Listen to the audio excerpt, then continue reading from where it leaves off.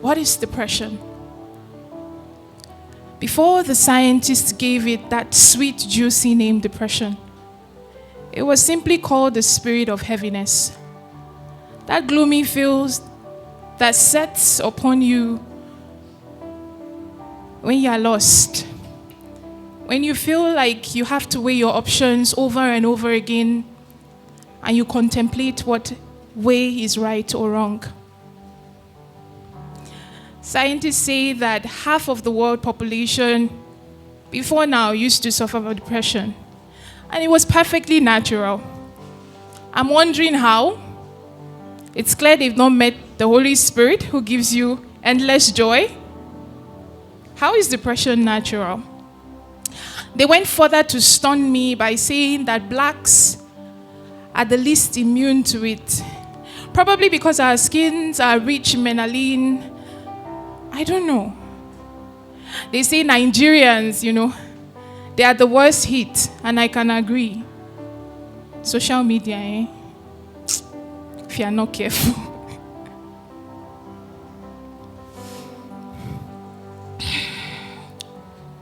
So let me take you through the mind of a depressed person,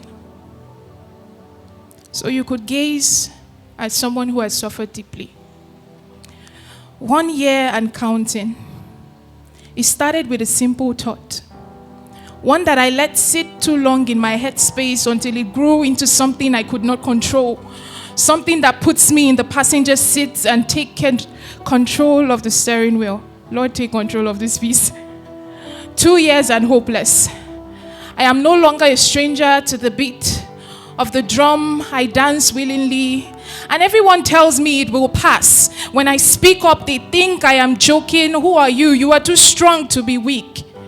So I hide the fact that there are days when I feel weak and so alone, and I just want to go home. But I put on a brave face. What you look like outside sets the tone for people's imagination for who they assume you to be on the inside. It's not always true. So please, be nice. 3 years and racing. My mind is now a cage.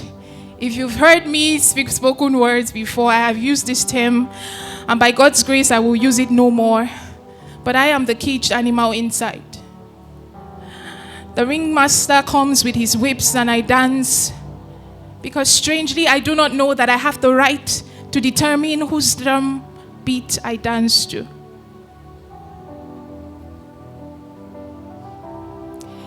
It's like sitting in a room with a glass, and you discover that you are a spectator in your own life. The comments, the compliments that people give you suddenly becomes too good to be true. And when you hear something nice, you overcompensate by doing more of those things just to hear someone say you did well once, twice, 3 times. You willingly become a doormat for people to trample on because you do not know your worth anymore. Desperation creeps in, and it's hard. But then you still move on. You move 4 years and hopeless. There are no highlights in your life anymore. You show them the door because you were too scared that they would leave before it was time. So why not beat them to it? So every Shola, Biodun, Benga that came into your life, you waltzed out because they would leave anyway. Every Ada, Sarah, and Sharon that got too close, you grew an onion skin over and over again. They would hurt you. So what was the point of letting them in? But really, you wanted them to stay. If they would try a bit harder, you would open up. But sometimes they just have 5 minutes and they go. So every how are you? You say fine. When you have a text message, no. You have an epistle waiting in your mind to say 5 minutes. That's all you ask. 5 minutes. That's all you ask. So it's been 5 years now. And everyone keeps encouraging you, saying it will pass, it's okay. But it doesn't. You lose friends, you lose family, you lose passion, you lose delight. It gets worse, really.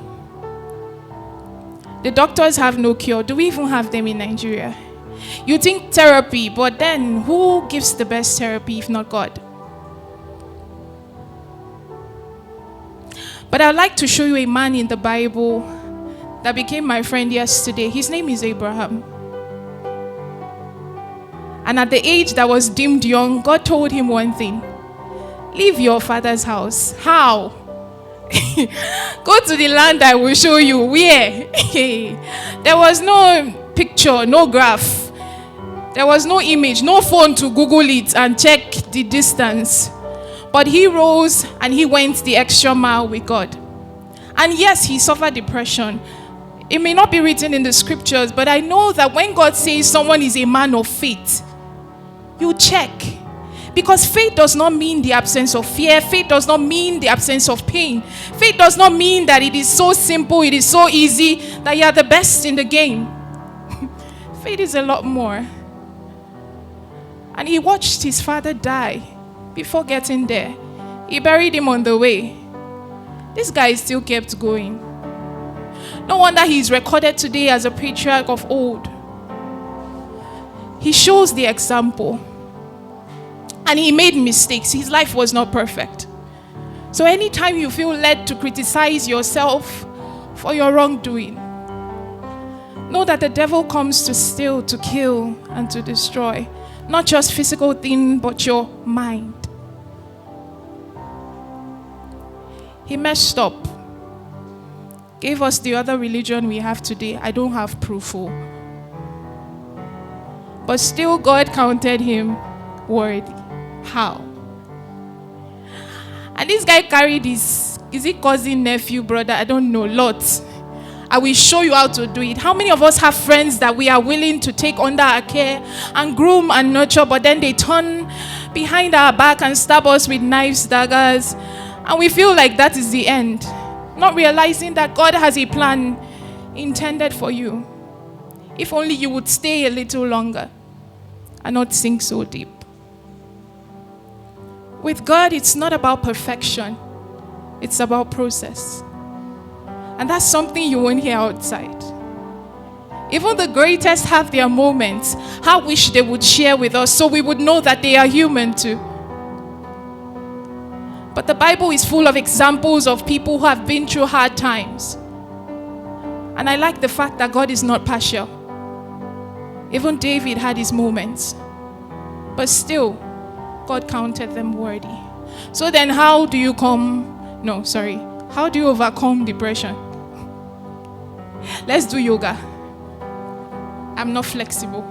I'm very big now. I don't know what I was eating, sorry. Let's do mindfulness. Count with me. 1, 2. It's still there. You overcome by feeding. By feeding from the source that never tells a lie. That tells you, I see you as Christ is in this world. He said, I see you as Christ. He didn't say, I see you as Deborah. It means every time he looks straight into your eyes, he sees the perfected work of Christ. It doesn't matter the clothes that you wear, the hairstyle you chose to cut. It doesn't matter that someone walked in and out of your life. It doesn't matter that someone danced or vowed never to be of help to you. He sees you as Christ is. So when it gets hard, what do? 1, the Lord is my shepherd, I shall not want. I shall not want for friends. I shall not want for the right emotions. When I see someone I don't like, I shall not want for the peace to approach the person, because the Lord will supply all my needs. Not just physical, but emotional. 2, unto him who is able to keep you. It means that you are not meant to keep yourself. So why try? You will fail. He has called you, so he will keep you. And he will sustain you until the very end. Deborah, show the bunny, see. because I don't hear word. I'll probably make the same mistake tomorrow, go into a depression fit, cry my eyes out. But still my Father will be there, as loving as always. All he asks is that I should extend a hand and he will pick me up. Will you extend your hand today? Thank you.